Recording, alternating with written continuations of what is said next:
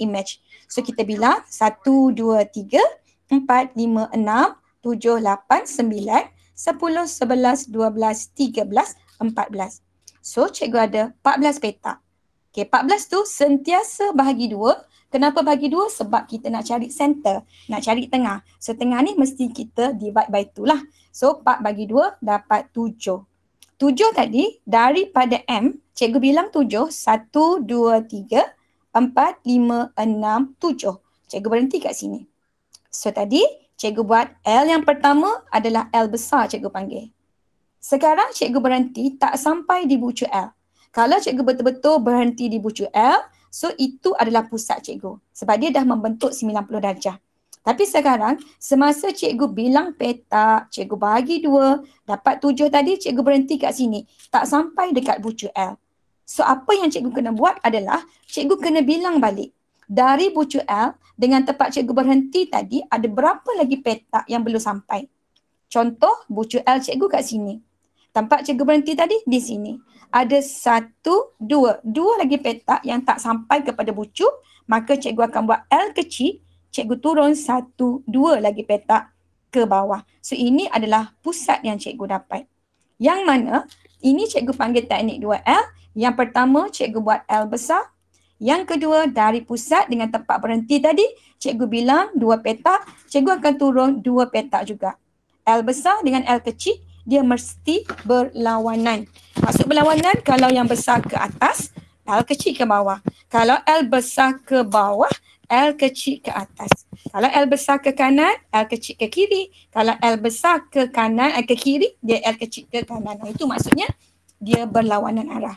So kat sini cikgu dapat pusat dia adalah nyatakan koordinat. Sebab pusat ni kita kena nyatakan dalam koordinat. So jawapannya adalah 1, -7. Dapatlah 1 markah. Itu pusat dia. Yang pertama. Yang kedua, bila cikgu dapat pusat, cikgu kena nyatakan arah. Sama ada arahnya ikut jam atau lawan arah jam. Apa yang cikgu boleh buat sekarang adalah cikgu boleh gunakan kaedah. Okey. So apa maksud kaedah L ni? Kaedah L ni adalah cikgu akan guna macam jam. So cikgu tahu semua anak-anak pandai tengok jam. Okey, apa yang cikgu buat? Yang pertama, cikgu letakkan pusat tadi kat tengah jam. Okey, mana pusat kita? Ini kita punya pusat tadi. Center kita duduk di sini. Alright, apa yang cikgu akan buat adalah daripada pusat, cikgu akan gerakkan pusat cikgu tu ke objek. Macam mana cikgu nak gerakkan pusat cikgu ke objek? Okey, ini cikgu punya center, ini cikgu punya objek. Cikgu akan gerakkan L panjang dulu, baru pendek. Kenapa kita buat L panjang dulu baru pendek? Daripada tadika lagi kita belajar, nak buat L mesti panjang dulu, baru pendek. Barulah cantik kita punya L. Okey, so daripada pusat tadi, cikgu gerakkan ke kiri. Ke kiri, awak ingat bila putaran 90 darjah, ke kiri ni adalah pukul 9. Kalau dia naik atas, pukul 12. Kalau dia pergi kanan, pukul 3. Kalau dia pergi ke bawah, pukul 6. Maksudnya untuk putaran 90 darjah, dia cuma akan melibatkan jam 3, 6 dan 9. So kalau awak tengok pada soalan cikgu buat ni, daripada pusat cikgu pergi ke kanan, kemudian cikgu naik atas. So kat sini daripada pusat, ke kiri cikgu gerak ke kiri, kemudian cikgu naik atas. So L cikgu bentuk dia macam tu sekarang. Dan awak nampak M cikgu, M prime cikgu ada di atas. So bila pergi ke atas, dia adalah jam 12. So jam 12 tadi cuba bayangkan. Katalah cikgu nak cari image bagi M prime. Tapi sekarang ni M prime kita dah tahulah. Contohlah nak cari image bagi M prime. So apa yang cikgu akan buat adalah dari jam 9 cikgu nak putar ikut arah jam. Kita tahu dia akan gerak ke atas. So nak gerak ke atas tu apa yang cikgu buat? Cikgu bayangkan L cikgu tadi berputar. Dari jam 9, kalau cikgu putar ke jam 10, dia macam ni. Okey, kalau pukul 10 naik lagi pukul 11, dia lebih kurang macam ni. Dan kalau cikgu putar lagi, dia akan straight naik ke atas dan dia akan bergerak ke kanan. Dan dia punya jarak mesti sentiasa sama sebab jarum jam kita tak pernah berubah dia punya jarak. So bilang sahaja daripada pusat, 1, 2, 3, 4, 5, 6, 7. Maka nak pergi jam 12 pun 1, 2, 3, 4, 5, 6, 7. Kalau tadi 1, 2, ke kanan pun mesti 1, 2. So kat sinilah cikgu akan dapat image bagi M. Itu kalau dia suruh kita cari image. Tapi sekarang image M kita dah dapat. Cuma kita nak describe, kita nak tahu dia punya arah. Jadi awak nampaklah daripada jam 9 dia nak bergerak ke jam 12. Maka ini kita panggil ikut arah jam. Jadi jawapan dia dah kata putaran 90 darjah. Dia tanya arah putaran. So kita kata arahnya adalah ikut arah jam. So ikut arah jam 1 markah, dapat pusat 1 markah. So total dia adalah 2 markah. Senang saja. Okay, alright. Katakanlah pelajar kata, cikgu kalau saya nak buat dari M ke M prime, saya nak buat ke atas, boleh ke tak? Okay, boleh, tak ada masalah. Sebab sekarang arah dia tak nyatakan. Bila soalan macam ni, jawapan dia akan terbuka. Awak nak buat ikut jam boleh, awak nak buat lawan jam boleh sebab dia open. Kecuali arahan dah menyatakan putaran tu 90 darjah, lawan arah jam. Kalau dia tak nyatakan, dia akan jadi open, jawapan akan ada banyak. Contoh tadi cikgu buat L ke bawah. Sekarang katakanlah cikgu nak buat L ke atas. So cikgu bina ke atas. Sama juga kalau cikgu bilang petak, awak bilang dia akan dapat 14 juga. Sama je kalau awak bilang dapat 14 petak juga. So awak always bahagi dengan 2. Kenapa kena bagi 2? Sebab kita tahu pusat ni dia berada kat tengah. So cikgu bagi 2, 14 bagi 2, dia akan dapat 7 juga. So apa yang cikgu buat? Cikgu akan bilang, di mana 7? Cikgu berhenti setakat mana? Daripada sini bilang 7, 1, 2, 3, 4, 5, 6, 7. Cikgu berhenti kat sini. So macam yang cikgu kata tadi, kita guna teknik 2L. 1 L besar, 1 lagi L kecil. So L kecil cikgu mesti mula dari bucu L besar. Ini bucu L besar cikgu. Ini tempat cikgu berhenti. So cikgu bilang 1, 2. Cikgu akan keluar 1, 2. Ingat L besar dengan L kecil adalah mesti berlawanan. Kalau L besar cikgu ke bawah, L kecil cikgu ke atas. So sekarang cikgu dapat satu lagi pusat. Pusat cikgu adalah negatif 4, 2. Dapat lagi 1 markah. So jawapan tu boleh pilih salah satulah. Bukannya awak kena bagi dua-dua. Maksudnya dua-dua jawapan tu diterima. Pelajar letak pusat kat bawah pun okey. Pelajar letak pusat kat atas pun okey. Tak ada masalah. Okay. Now, bila awak dah dapat pusat dia, kita nak hurai arah dia. Berapa arah dia pula?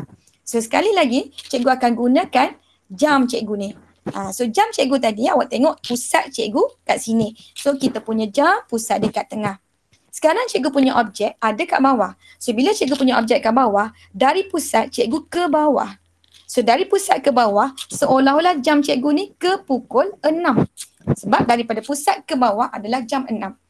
So cikgu pusing ke sebelah kiri untuk sampai ke objek. Cikgu bayangkan, awak bayangkan L kita tadi, jam 6 tadi duduk macam tu. So sekarang, katakanlah cikgu nak buat putaran. Kalau cikgu nak buat putaran, 90 darjah lawan arah jam. So kalau lawan arah jam kita tahu pukul 6 nak pergi pukul 3. Itulah lawan. Kalau ikut 6 pergi 9. Okay, kenapa cikgu dah tahu dia lawan? Sebab kita dah tahu dah objek kan duduk sebelah kanan. So bila objek sebelah kanan, mestilah dia lawan. Sebab daripada bawah ni pukul 6, nak pergi sebelah kanan adalah pukul 3. So dia adalah arah dia ikut tadi lawan arah jam. So arah dia akan jadi lawan arah jam. So dapatlah 2 markah untuk satu pusat dan satu arah lawan arah jam tadi. Dapat 2 markah. Cuma katakanlah M prime tu tak diberi. Soalan minta kita cari image bagi M prime di bawah putaran 90 darjah lawan arah jam pada pusat negatif 4, 2. Bagaimana cikgu nak cari image bagi M prime? So cara dia guna jam tadi. Macam mana cara nak guna jam? Okey, awak bayangkan L awak pukul 6 tu, dia nak back balik ke pukul 3. Dia nak berundur. So apa berlaku? Cuba bayangkan jam 6 tadi awak gerakkan pukul 5 dekat sini. Pusing lagi pukul 4 dekat sini. Apa berlaku bila awak gerakkan ke pukul 3? Dia akan straight ke kanan. Kemudian dia akan turun ke bawah. Macam tu. So awak akan nampak L dia jadi macam tu. So apa yang cikgu nak buat adalah daripada pusat ni, cikgu nak gerak ke kanan. So nak gerak ke kanan tu sepanjang mana? Berapa petak? So awak tahu jarum jam ni dia akan sentiasa sama panjang. Maka apa yang cikgu buat adalah cikgu akan bilang berapa petak tadi. 1, 2, 3, 4, 5, 6, 7. 7 petak. So nak pergi pukul 3 pun mesti 7 petak juga. So cikgu akan bilang balik daripada sini. 1, 2, 3, 4, 5, 6, 7. Dah sampai 7 petak, awak nampak tadi dia punya gerakan pukul 5 macam ni, pukul 4 macam ni. So pukul 3 dia akan turun ke bawah. Turun ke bawah berapa petak? Bilang tadi. 1, 2. So cikgu kena turun 1, 2. Ini yang cikgu akan dapat M prime cikgu, iaitu image cikgu. Jadi jawapan akan boleh bagi 2 jawapan. Tak ada masalah. Awak boleh bagi putaran tadi ikut arah jam boleh, lawan arah jam boleh. Kalau ikut arah jam, ini dia punya pusat 1, -7. Kalau awak buat lawan arah jam, so lawan arah jam, pusatnya adalah -4, 2. So jawapan dua-dua diterima. Tak ada masalah. Okey, selesai untuk jawapan untuk soalan A. Alright, so cikgu harap sampai pada anak-anak faham macam mana cara nak buat putaran, macam mana nak hurai arah dan macam mana nak cari pusat putaran. Okey, kita pergi kepada soalan yang kedua.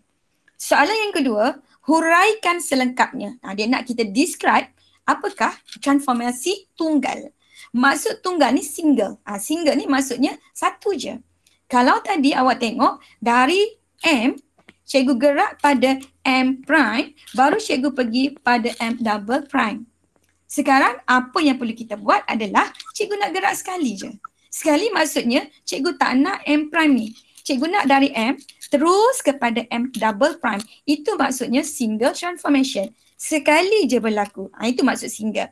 So apa yang cikgu buat? Yang pertama, sekali lagi cikgu kata jawapan dia akan open. Sebab dia tanya kita. Ikut kita lah nak urai apa pun. Contoh awak kata dari M nak pergi kepada M prime. Kalau cikgu lah yang paling senang cikgu akan hurai translation. Sebab translasi tu paling mudah. Sebab titik ni dia tidak akan berubah. Bentuk sama, bulat macam tu lah. Cuma dia berubah, dia bergerak. So bila bergerak, paling senang awak nak hurai adalah translation. So kalau translasi, kita nak urai, kita mesti bilang gerakan vektor dia. Contoh dari M, cikgu gerak 1, 2, 3, 4, 5, 6, 7, 8, 9, 10, 11. So huraiannya tulis translasi 1 markah. Bila translasi, mesti kena ada vektor. Awak bergerak 11 ke kanan bermaksud positif 11. Kemudian awak naik lagi sebanyak 11 petak ke atas bermakna positif 11. So dapat lagi 1 markah, totalnya adalah 2 markah. Mudah je. Jawab translasi, dapat dah 2 markah. Okey, yang kedua. Katalah pelajar kata, saya tak nak hurai translasi. Saya nak hurai rotation. Saya nak hurai putaran. Sebab cikgu Kuna ajar tadi putaran nampak macam mudah je. So awak nak hurai putaran? Boleh, tak ada masalah. So tulis putaran. Tulis putaran. Okey, sepatutnya dari segi awak nak describe, sebut putaran tu dah dapat 1 markah. Tapi sebab kat sini, dia nak bagi maksimum markah adalah 2 markah. Putaran tu dia tak bagi lagi berapa markah. Kena ada arah dulu baru dapat lagi 1 markah. So macam mana kita nak hurai? So yang pertama, cikgu nak hurai putaran. So pukul berapa? Darjah ni darjah berapa? So kalau awak nampak, putaran ni kalau 180 darjah, dia macam reflection. Dia macam pantulan. Dia opposite dengan kita. Tapi awak nampak M dengan M double prime, dia tak opposite tu. Itu adalah putaran 90 darjah. Bila 90 darjah, kita nak tahu arah dia ikut jam ke lawan jam. Dia mesti kena ada 2. Tapi kalau 180 darjah, tak ada masalah. Awak nak hurai ikut jam pun boleh. Nak hurai lawan jam pun boleh. Tak nak tulis apa-apa pun boleh. Sebab 180 darjah, dia adalah sama. Tak ada masalah. Tapi 90, wajib kena ada ikut atau lawan arah jam. So, apa yang cikgu nak buat? Cikgu kena cari pusat dia dulu. Macam mana nak cari pusat? Tadi dah ajar. Pusat, buat L besar, bilang petak, bagi 2. Macam mana tu? Okay, first cikgu bilang dulu berapa petak M prime. M cikgu nak pergi ke M double prime. Cikgu total semua dia punya petak tu. So 11 mengufuk, 11 mencancang, 11 tambah 11 cikgu dapat 22 petak. 22 petak bila cikgu bagi 2 dapat 11. 11 ni kalau cikgu bilang, awak bilang petak dia, ngam-ngam dia berhenti kat sini. Betul-betul berhenti kat bucu. Inilah dia punya pusat putaran. Inilah dia center of rotation. Sebab kat sini awak tengok dia betul-betul berhenti dekat bucu L dan dia dah membentuk 90 degree. Itulah dia punya center of rotation. So dah dapat putaran 90 darjah, tapi bila pusat kat sini, sekali lagi ingat jam yang cikgu ajar. Putaran, ingat jam. Jangan ingat cikgu kunai, ingat jam. Okay. So yang pertama pusat kat sini. Apa yang kita kena buat? Awak tengok daripada pusat, cikgu gerakkan pada objek. Objek cikgu ke sebelah kiri, dia adalah jam 9. Dari jam 9, cikgu pusing ke atas, ia menunjukkan pukul 12. Jadi, bila daripada jam 9 ke pukul 12, dia membentuk 90 darjah ikut arah jam. Sebab bila awak nak describe, kita akan huraikan objek yang pergi kepada image. So, dia adalah 90 darjah ikut arah jam. Dapatlah 1 markah. Putaran ikut arah jam 1 markah. Pusat dia kat mana? Inilah pusat dia yang awak bagi 2 tadi. Betul-betul berhenti kat bucu L. So, itu adalah pusat dia. Pusat baca koordinat 5, -5. Dapat lagi 1 markah. So, total dia 2 markah. Okey. Macam cikgu kata tadi, bila dia bagi jawab soalan macam ni, dia akan jadi open. Maksud open adalah boleh bagi apa saja jawapan. Katalah pelajar kata, saya nak buat dari atas cikgu. Boleh, tak ada masalah. Okey, boleh buat daripada atas. Cara dia sama, bilang petak, dah ada 22 petak, bagi 2. So 22 bagi 2 dia akan dapat 11. Bila awak bilang 11, betul-betul dia berhenti kat bucu ni.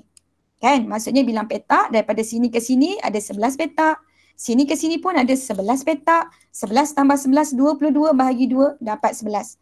So nak bilang 11 tu daripada mana? Depends. Awak nak bilang kat mana pun tak ada masalah. Bilang 1, 2, 3, 4, 5, 6, 7, 8, 9, 10, 11. Ngam-ngam dia berarti dekat bucu L. So itu adalah dia punya pusat putaran. So sekarang, bila pusat putaran awak kat situ, jam dia dah berubah. Kenapa dia dah berubah? Sebab cikgu kata tadi, bila awak nak tahu arah dia, lawan jam ke, ikut jam ke, dari pusat, dia kena turun ke objek dulu. Dari pusat, dia turun ke objek. Bila turun ke bawah, dia bukan pukul 9 dah tu. Dia pukul 6. Dari 6, cikgu pergi ke sebelah kanan. Pergi ke sebelah kanan, bermaksud cikgu dah pergi ke pukul 3. Objek cikgu pukul 6, image cikgu pukul 3. Itu bermaksud putaran, alright, 90 darjah lawan arah jam. Alright, putaran 90 darjah lawan arah jam 1 markah. Pusat cikgu, inilah pusat cikgu tadi, iaitu -6, 6. So pusat kita -6, 6. Dapat lagi 1 markah. So total dia 2 markah. Senang saja. Okay, so putaran sudah, translation pun sudah. Katakanlah nak buat lagi putaran 180 darjah. Pun boleh dek, tak ada masalah. Sebab boleh dek, sebab open. Soalan open, dia banyaklah jawapan dia. Okay, next. Katalah pelajar kata saya nak buat putaran 180 darjah cikgu. Boleh. 180 darjah, dia macam reflection. Dia macam pantulan. Apa yang cikgu buat? Cikgu garis je daripada objek kepada image. Bila cikgu garis macam tu, cikgu bilang petak.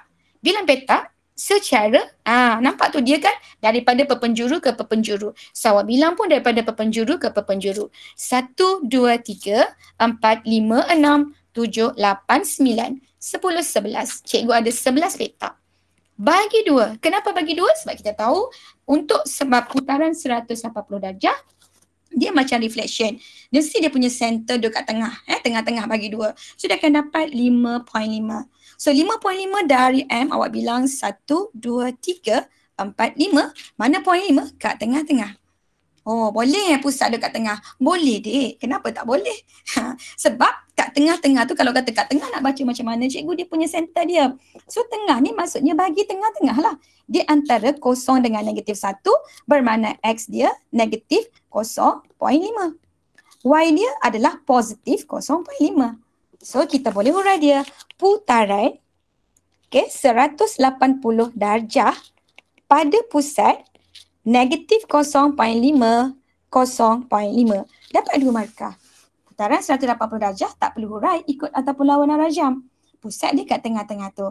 Itulah putaran 180 darjah. Kalau awak kata, betul ke cikgu? Macam tak percaya je kan? Macam pelik je. Putaran 180 darjah? Okey. Cikgu buktikan ini cikgu punya center. Katalah cikgu punya pusat cikgu tadi, cikgu punya objek di M. Apa yang cikgu buat? Cikgu akan buat L. So L cikgu turun ke bawah.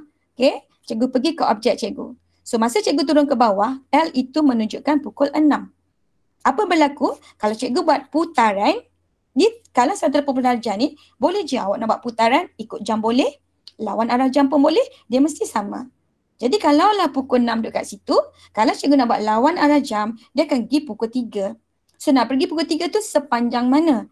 Jarum jam dia akan sentiasa sama panjang. So daripada sini cikgu akan bilang 1, 2, 3, 4, 5. Maksudnya 5,5. So daripada setengah ni cikgu bilang 1, 2, 3, 4, 5. So cikgu akan naik lagi kepada berapa? Sebab awak bayangkan, kalau jam tadi, daripada sini cikgu ke sini, kalau pukul 3 dia akan pergi macam ni. So cikgu akan turun sebanyak berapa? 1, 2, 3, 4, 5. Maksudnya 5,5 juga. Cikgu turun. Daripada sini 1, 2, 3, 4, 5. So ini adalah M prime cikgu untuk putaran 90 darjah. Sekarang pukul 3. Bayangkan cikgu nak pergi pula kepada pukul 12 pula. Cikgu naik lagi ke atas. So macam mana nak naik ke atas? Sama juga, dia punya panjang mesti sama. Sebanyak 5 petak juga. 1, 2, 3, 4, 5. Dan pergi tadi pun 5, 1, 2, 3, 4, 5. So cikgu dapat balik M double prime cikgu. Tapi perlu ke cikgu buat macam tu? Tak perlu dah. Sebab kita tahu 180 darjah adalah satu putaran yang terbalik. Kenapa cikgu kata putaran terbalik? Okey, balik pada jam kita. Cikgu suka mengajar guna jam. Masa set induction untuk transformation pun cikgu guna jam. Cuba bayangkan, kalau ini pusat putaran cikgu, kalau objek cikgu di pukul 3, kalau putaran 180 darjah, cikgu akan pergi ke pukul 9. Kalau objek cikgu di pukul 12, kalau cikgu putar 180 darjah, cikgu akan pergi ke pukul 6. Kenapa? Sebab dari jam 12, putar ke jam 3 baru 90. Putar lagi sekali lagi baru 90. So total dia jadi 180. Itu yang cikgu sebut, bila awak nak buat putaran 180 darjah, awak boleh guna kaedah songsang. Macam mana kaedah songsang? Maksudnya katakanlah daripada pusat ni, cikgu nak pergi ke objek, cikgu bergerak 1, 2, 3, 4, 5. 5 ke kiri. Apa yang cikgu buat? Cikgu akan gerak 5 ke kanan. 1, 2, 3, 4, 5. So cikgu lawan 5 ke kanan. Kalau nak pergi objek, cikgu turun 1, 2, 3, 4, 5,5 ke bawah. Nak pergi image, cikgu akan gerak 5,5 ke atas. 1, 2, 3, 4, 5. So cikgu akan gerak ke 5 lagi ke atas. Itu maksudnya konsep lawan. Jadi cikgu boleh hurai putaran 180 darjah pada pusat negatif 0.5, positif 0.5. So dapat juga 2 markah. Okey, dan yang paling susah sekali. Yang paling susah, pelajar nak hurai juga pantulan. Boleh, tak ada masalah. Pelajar kata, saya rasa saya nak buat pantulan lah cikgu. Boleh, tak ada masalah. Sebab dia melibatkan satu titik. Bila satu titik ni dia punya jawapan sangat open. Sebab titik ni dia tak berubah, dia tak terbalik. Dia sama je. Sebab tu kita boleh hurai semua. Tapi kalau gambar, contoh image segitiga. Cikgu pantul kat sini, katalah jadi macam ni. Yang tu tak boleh nak buat macam-macam yang cikgu ajar ni. Sebab bila gambar ni, dia bukan semua boleh jadi pantulan, bukan semua boleh jadi putaran. Tapi sebab titik, dia boleh bagi banyak jawapan. Okey, kalau kita nak hurai pantulan ni kita tulis dulu pantulan. Okey, untuk tajuk transformasi ni, perkara pertama bila kita nak buat huraian, kita nak describe ni, dia mesti perkataan pembesaran, pantulan, putaran, translasi, itu yang kena duduk depan. Kalau awak hurai benda lain dulu, contoh pada garis Y sama dengan X, berlaku pantulan. Sebenarnya dah betul dah, tapi markah dia akan hilang. Dapat kosong markah. Kenapa? Sebab perkataan pantulan kena duduk depan. Sama juga kalau ejaan salah. Contoh, nak eja pantulan, tiba-tiba pensel awak patah. Jadi pantula je. So pantula tu, walaupun belakang awak punya description tu betul, so awak akan dapat kosong markah. Jadi kat sini spelling depan tu mesti betul. Okey, so pantulan 1 markah. Bila translasi, dia kena ada vektor. Berapa dia punya vektor. Kalau pantulan, dia kena ada 2 keadaan. Satu, awak kena hurai pantulan pada garis. Okey, atau pantulan pada paksi. Paksi ni hanya untuk paksi X atau Y saja. Kalau dia betul-betul pantul pada paksi Y, itu boleh guna pantulan pada paksi Y. Atau dia pantul pada paksi X, so boleh guna pantulan pada paksi X. Selain daripada paksi X dengan paksi Y, awak tak boleh guna paksi. Awak kena guna perkataan garis. Okey, so macam mana nak buat? Okey, yang pertama, Untuk hurai pantulan macam cikgu kata, pantulan dengan putaran 180 darjah ni dia lebih kurang sama je. Sama juga cikgu garis daripada M pergi ke M double prime, cikgu bilang berapa petak dia. So kita dah bilang tadi petak dia ada 11. Cikgu bagi 2 dapat 5.5. So kita tahu 5.5 kat sini. Apa yang cikgu akan buat adalah cikgu akan garis paksi pantulan. Kenapa cikgu nak garis paksi pantulan? Supaya cikgu boleh describe apakah persamaan bagi garis lurus ini. Ni pantulan tak keluar lagi dalam SPM. Bagaimana nak hurai pantulan? So nak hurai pantulan agak complicated kalau garisan yang kita dapat itu garisan yang ada kecerunan. Contoh tadi awak tengok paksi pantulan cikgu adalah paksi yang ada kecerunan. Sebila paksi yang ada kecerunan, cikgu kena guna persamaan Y max C. Cikgu panggil itu adalah garisan seksi. So kena guna Y max C. Tapi kalaulah contoh garisan tadi dia potong kat sini. Ini cikgu panggil garisan tak seksi. Kenapa dia tak seksi? Sebab dia tak ada kecerunan. So awak tak perlu guna persamaan Y max C. Garisan yang memotong paksi X, persamaannya adalah X sama dengan. Kalau dia potong pada nombor 3, X sama dengan 3. So kita boleh tulis pantulan pada garis. Bukan paksi ya.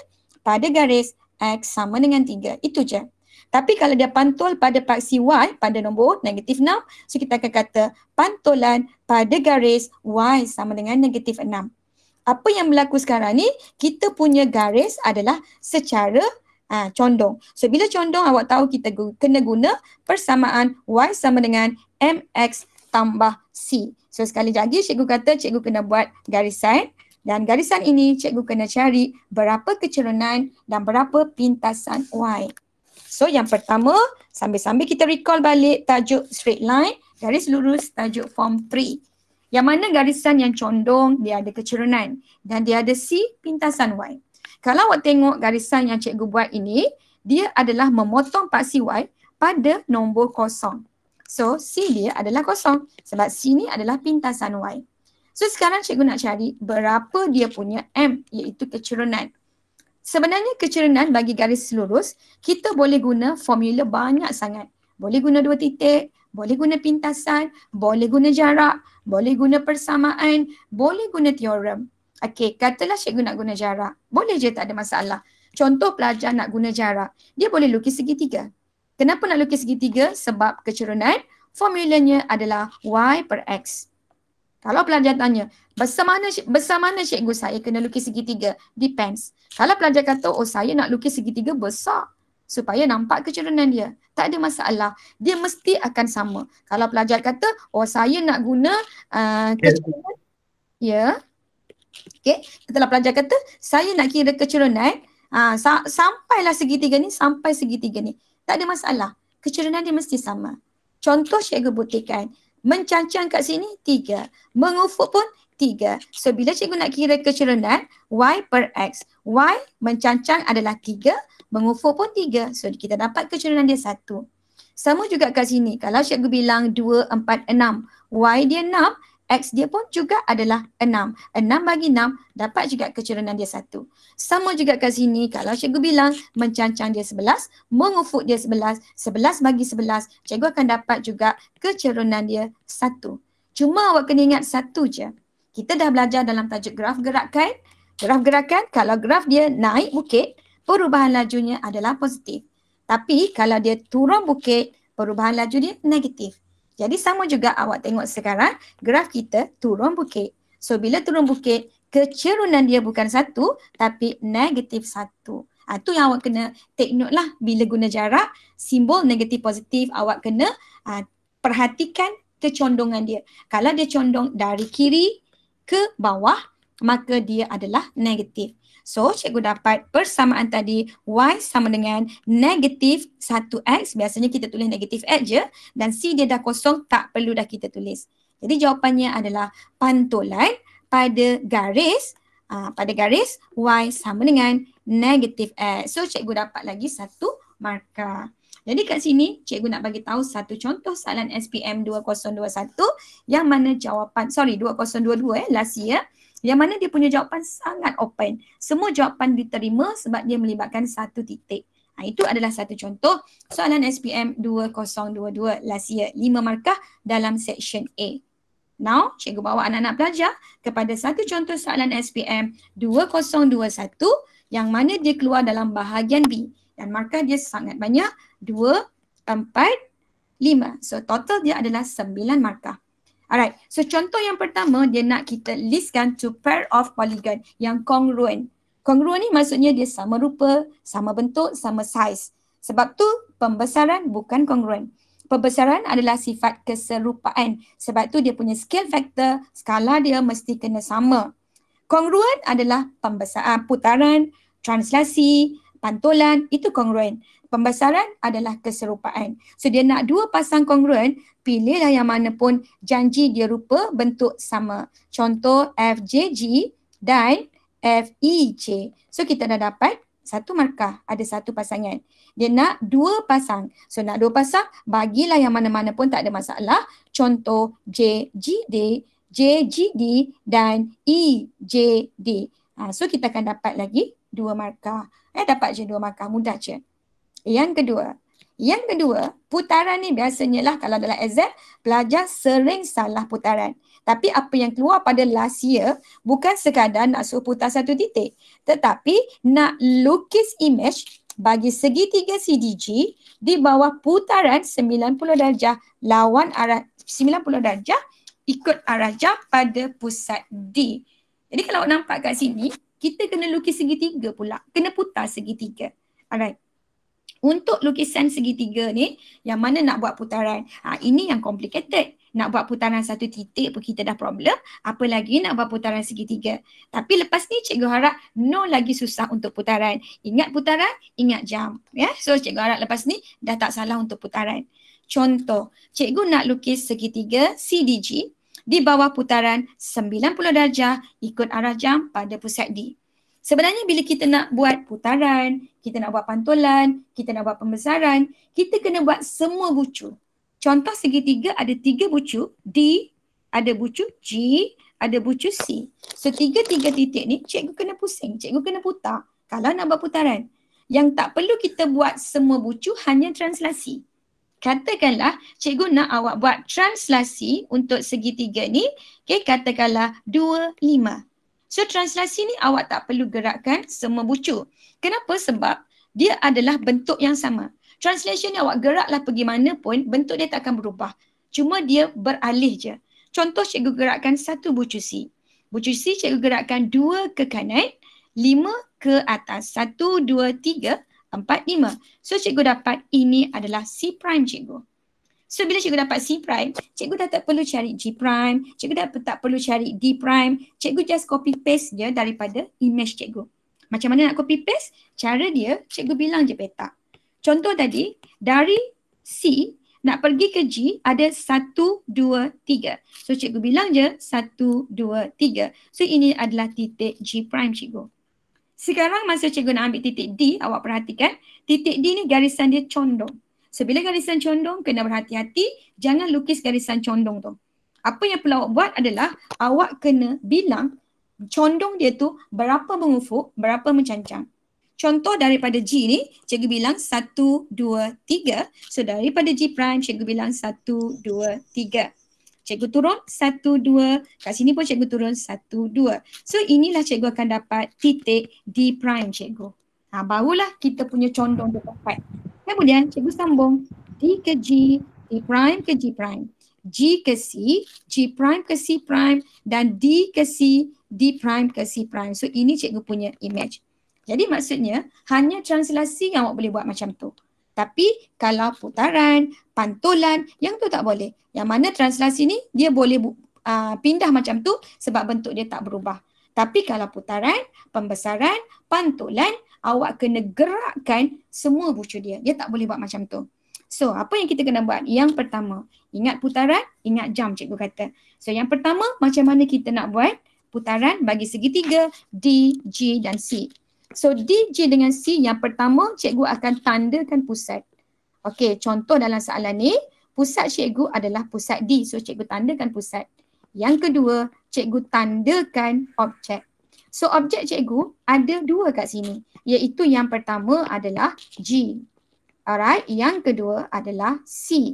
Yang ketiga sepatutnya D. Tapi D tu dah jadi center. So bila D dah jadi center, dia tak perlu dah nak bergerak. Dia tak perlu dah nak dipusingkan. So apa yang cikgu buat selepas cikgu tanda pusat, cikgu tanda objek, cikgu akan buat L dari pusat. Cikgu akan buat L dari pusat dan syarat nak buat L tu mesti panjang dulu, okey, baru pendek. Nak buat L tadi mesti panjang dulu baru pendek. Macam mana tu? Okey. So ini cikgu punya center. Ini cikgu punya objek. Apa yang cikgu akan buat adalah dari pusat, cikgu nak buat L panjang dulu baru pendek. Maksud panjang dulu baru pendek tu adalah cikgu tarik tu panjang dulu. Cikgu tak nak pergi pendek dulu baru panjang. L cikgu tu tak comel lah macam tu. Dia jadi macam L tu terbalik. So apa yang cikgu buat? Cikgu akan buat panjang dulu baru pendek. Itu maksudnya L cikgu. Dan semasa cikgu tarik panjang dulu baru pendek itu, apa yang cikgu buat adalah cikgu ingat balik jam. Cikgu akan bayangkan jam. Daripada pusat tadi, cikgu tarik panjang dulu baru pendek. So masa cikgu tarik panjang dulu tu, cikgu telah pergi ke pukul 3.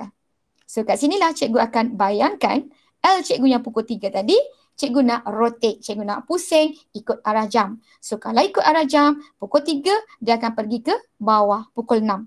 So cuba anak-anak bayangkan, pukul 3 ni kalau cikgu pusingkan dia jam ni ke bawah, apa berlaku? Pukul 4 dia jadi macam tu. Pukul 5 macam ni. So kalau pukul 6 dia akan turun ke bawah, straight ke bawah dan dia akan ke kiri. So inilah image cikgu, dia akan turun ke bawah dan dia akan ke kiri macam tu. So apa yang cikgu akan buat adalah dari D ni cikgu akan bilang ada berapa petak? 1, 2, 3, 4, 5, 6. Maka daripada D cikgu akan bilang 1, 2, 3, 4, 5, 6. Kenapa turun ke bawah? Sebab pukul 3 nak pergi pukul 6. Berapa pula cikgu naik atas tadi? 1, 2. So awak bayangkan pukul 3 jadi pukul 4, pukul 5 jadi pukul pukul 4 jadi pukul 5. So nak jadi pukul 6 dia akan pergi ke kiri 2 petak lagi. So akan dapat ini adalah titik C prime awak. Dapat satu titik C prime, dapat dah satu markah. Dia suruh lukis tapi dapat satu titik, dia bagi satu markah. Sekarang cikgu nak buat pula untuk titik G prime. So apa yang cikgu buat sama juga daripada objek nak pergi ke G, cikgu tarik panjang dulu baru pendek.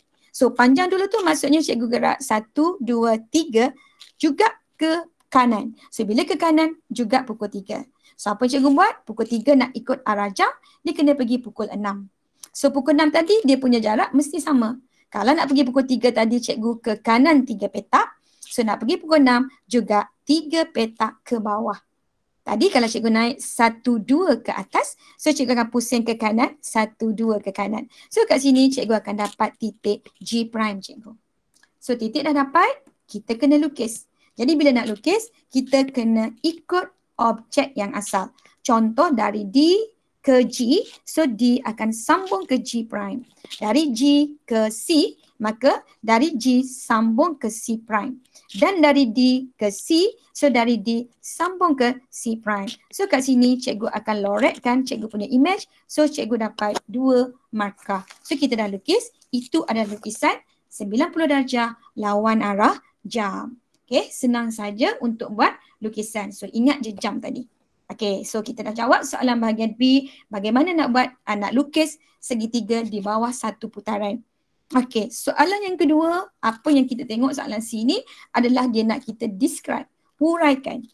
Huraikan EFJ dan dalam huraian ni perkara pertama yang anak-anak kena ingat adalah apa yang jadi image, apa yang jadi objek. Itu yang paling penting. Okey, contoh katakanlah awak tengok kat sini dalam soalan ni dia kata BCJ adalah image. Jadi kalau BCJ adalah image bermaksud kat sinilah kalau cikgu lukis BCJ. Okay, so ini BCJ adalah image. So kita tandakan sebagai image. Bagi apa? Bagi EFJ. So EFJ adalah sebagai objek. Kenapa cikgu kena tandakan image dengan objek? Sebab cikgu tak nak anak-anak tertukar. Kadang-kadang kita sentiasa set dalam kita punya mind yang besar itu image. Bila kita set yang besar itu image, kadang-kadang kita nak kira pembesaran, kita akan salah pada faktor skala. So apa yang cikgu buat adalah cikgu tanda awal-awal supaya cikgu nampak mana objek, mana image. So bila dia sebut di bawah gabungan transformasi, bermaksud dia berlaku 2 kali. Dia tak mungkin daripada yang kecil ni terus besar. Okay? Sebab kita nak hurai gabungan. So bila gabungan, kecil dia akan pergi kepada kecil dulu.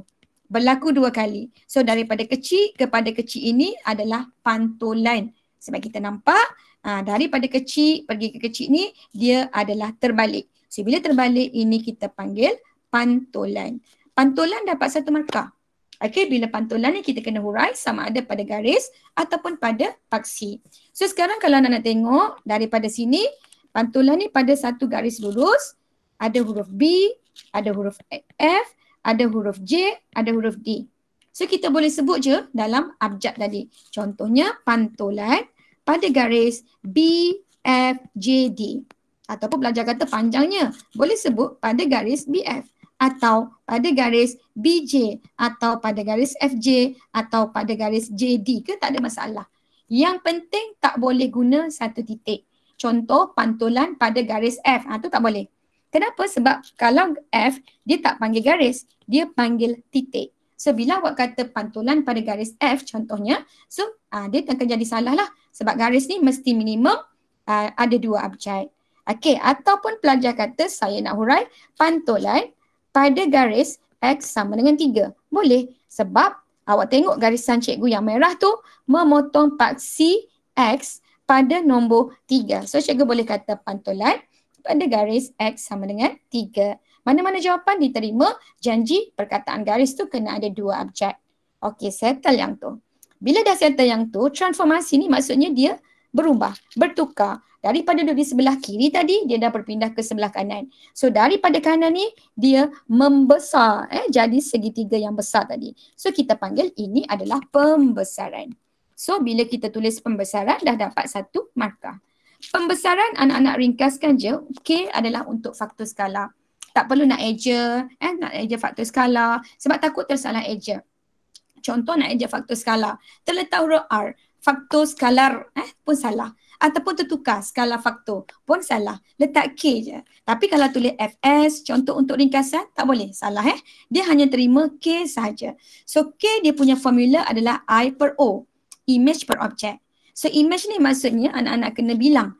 Daripada mana-mana petak tak kisah. Contoh nak bilang kat sini. 1, 2, 3, 4, 5, 6. So image ada 6 petak. Objek ada 1, 2, 3. So 6 bagi 3 kita akan dapat K adalah sama dengan 2. So dapat lagi 1 markah. Pembesaran 1 markah. Image K 1 markah. Pada pusat. Okey, pusat ni sebenarnya kita boleh guna cara awak nak tarik pun boleh. Ataupun sebenarnya kita boleh tengok. Daripada B nak pergi ke F ni dia bucu yang sama. Katalah awak tarik. So tarik Lepas tu G dengan C ni juga dia adalah bucu yang sama. Cikgu tarik. So sekarang awak nampak 2 yang cikgu tarik tadi, 2 garis yang cikgu tarik bersilang pada bucu J. So jawapannya adalah pada pusat J dapat lagi 1 markah. So total dia adalah 2 markah. 3 markah untuk huraian. So huraian ni markah dia banyak. Daripada 5 ataupun 6 markah. So cikgu harap kalau keluar lagi dalam bahagian B, anak-anak boleh jawab soalan ni. Okay, dan last sekali untuk tajuk transformation, cikgu nak tunjuk satu contoh soalan non-routine yang mana dia keluar dalam SPM 2021 juga dan ini adalah untuk soalan set yang kedua untuk calon COVID. Alright, contoh awak tengok yang pertama. Dia bagi satu bentuk image dan objek. Kalau awak baca dalam soalan ni, dia bagi mana dah dia punya arahan. Okey. EDFGN adalah image bagi ABCDM. Bermakna yang besar ini adalah image. So sebab tu cikgu kata bila awak nak describe, awak nak hurai, paling penting tanda mana image, mana objek. Jangan tertukar. So contoh ini adalah image, maka yang kecil ini adalah objek. So ini image, ini objek. Tapi ayat dia di bawah combined transformation, di bawah gabungan translasi. Di bawah gabungan transformasi. So bila di bawah gabungan, dia tak mungkin kecil terus besar. Dia mesti kena ada kecil, kecil besar ataupun kecil besar besar. Dia mesti kena ada 3 gambar. Sekarang awak tengok ada 2 je gambar. So apa yang cikgu buat adalah cikgu akan cari kat mana gambar kecil cikgu yang satu lagi. Kat mana tu terpulang pada awak. Sekali lagi jawapan ni akan jadi open. bayangkan yang kecil ni, kalau cikgu gerakkan pergi ke sini. So, awak nampak dia bergerak adalah secara translasi. Kenapa? Sebab gambar dia tak berubah. Cikgu boleh je turun ke bawah, cikgu boleh je gerak ke sini, cikgu boleh je naik ke atas, mana-mana sahaja tempat cikgu boleh pergi. Tapi awak tengok bentuknya tak berubah. Dia adalah translasi. So bila translasi, letak je kat mana tak ada masalah. Katalah cikgu nak letak dekat G kat sini. Boleh. So jawapan dia bila cikgu nak hurai, dia akan jadi translasi. Okey, 1 markah. Bila translasi, dia kena ada vektor. Berapa yang awak gerak tadi? Contoh daripada bucu ni sampai kepada bucu ni. Berapa? Bilang 1, 2, 3, 4, 5, 6. 6 ke kanan dan cikgu turun 1, 2, 3. Turun tu -3. So cikgu dapat 1 markah.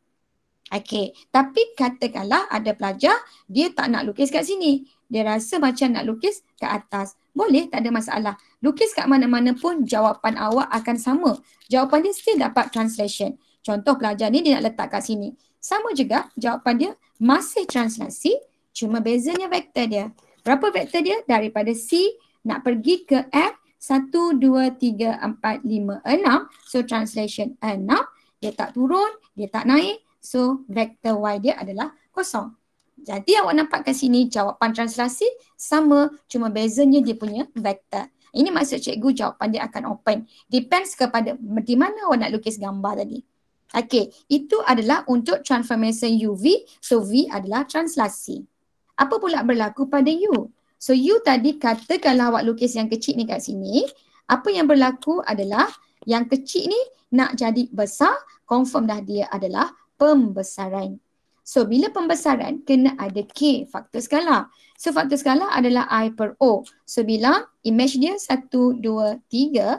So, objek dia adalah 1, 2. So, jawapan dia K adalah 3 per 2. Dapat dah 2 markah. Kemudian, yang ketiga, kita nak cari pusat. Sama juga. Awak tengok kalau cikgu letak di atas, so pusat dia adalah di F. Pusat pembesaran adalah F. Tapi katakanlah students tadi, dia lukis gambar ni kat bawah. Kalau dia lukis kat bawah, apa berlaku? Pusat dia adalah berada di G, bukan lagi kat F. Sebab apa? Dekat G inilah dia besarkan ke atas, dia besarkan ke sini. So dia akan jadi pusat G. So ini jawapan dia, awak nampak dia open. Tapi pembesaran sama, scale factor sama, cuma center of enlargement dia akan berbeza. Depends kepada kat mana awak akan lukis benda tu. So cikgu harap nanti kalau keluarlah soalan macam mana pun, adakah soalan rutin ataupun bukan rutin, awak still boleh jawab dan faham dia punya konsep dia. Okey, dan untuk sedikit lagi cikgu nak tunjuk untuk putaran bagi tajuk transformation. Sebab cikgu risau kalau soalan putaran yang keluar. Okey, contoh.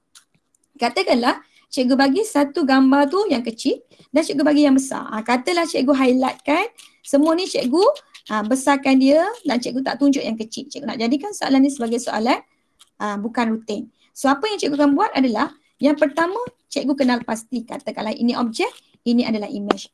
So apa yang cikgu akan buat adalah yang pertama objek ni cikgu bayangkan yang kecil ni dia akan pindah ke tempat yang besar ni. So nak pindah tu kat mana? Depends. Katakanlah soalan asal tu dia duduk kat sini. Dia dah lukis siap-siap kat sini. So kita dah boleh hurai apa berlaku. Yang pertama awak nampak daripada kecil ke besar, daripada kecil ke kecil, dia adalah putaran. Macam mana cikgu cam putaran? Okey. A, B, C dan ini adalah P, Q, R. Macam mana kita nak matchkan bucu yang sama? Awak boleh susun ikut abjad. A, B, C, P, Q, R. So A, objek, P adalah image dia. B, objek, Q adalah image, C, objek, R adalah image. So yang pertama macam mana cikgu nak confirmkan dia adalah rotation, cikgu lukis jam. Ingat putaran, ingat jam. Contoh bucu A cikgu berada di sebelah kiri, bermakna bucu A cikgu pada jam 9. Dan A adalah P, lawan dia adalah titik P. So P kita adalah di atas, so di atas tu adalah pukul 12. So awak kena ingat, objek kena bergerak pergi ke image. So A objek pergi ke image, pukul 12 awak nampak dia adalah putaran. Okay. 90 darjah ikut arah jam. So kat sini cikgu dah dapat 2 markah. Sekarang tinggal cikgu nak cari pusat. Macam mana cara nak cari pusat? Macam cikgu kata tadi. Guna teknik 2L ataupun depends kepada gambar. Contoh kat sini, cikgu nampak B dengan Q cikgu, ada dua bucu ni, kalau cikgu garis, dia akan jadi satu garis straight line. Maknanya dia tak jadi L lah, dia jadi straight. Sebenarnya yang straight ni lagi mudah. Contoh awak bilang yang straight ni, petak dia 1, 2, 3, 4. So 4 petak boleh bahagi 2, dia akan dapat jawapan dia 2. So dapat 2 tu awak bilang 1, 2, berhenti kat tengah-tengah. Kalau tadi awak ingat masa cikgu ajar teknik 2L, kalau L besar cikgu ke atas, cikgu akan turun ke bawah L kecil. Kalau L kecil ke bawah, L besar ke atas. Sekarang L cikgu bukan L besar, L cikgu adalah L kecil. So bila L kecil, cikgu tak tahu dia atas ke dia bawah. So apa yang cikgu buat adalah semasa cikgu berhenti kat tengah-tengah ni, cikgu akan naik 2 petak ke atas. Kenapa cikgu naik 2? Sebab masa cikgu berhenti kat sini, cikgu bilang dari bucu B ni ada 2 lagi petak. So cikgu naik Test 1, 2. ataupun boleh turun 2 petak ke bawah. Okey, boleh naik Senyap. 2 petak ke bawah. So yang mana yang betul? Kita kena test lah. Kita kena test. Contoh katalah awak kata center dia ke atas lah. So awak jangan uji pada bucu B dengan Q sebab dia memang dah 90 darjah. Uji pada bucu lain. Contoh cikgu uji pada bucu P. Awak nampak daripada center nak pergi kepada P, baru 2 petak. Tapi nak pergi pada A, banyak petak. So dia bukan center. Kalau center ni maksudnya dia mesti sama. So sekarang awak tengok tak sama, itu bukan center dia. So mana center dia? Mesti kat bawah. Kalau tak percaya, cuba buat. Dia akan membentuk 90 degree. So inilah dia punya pusat putaran tadi.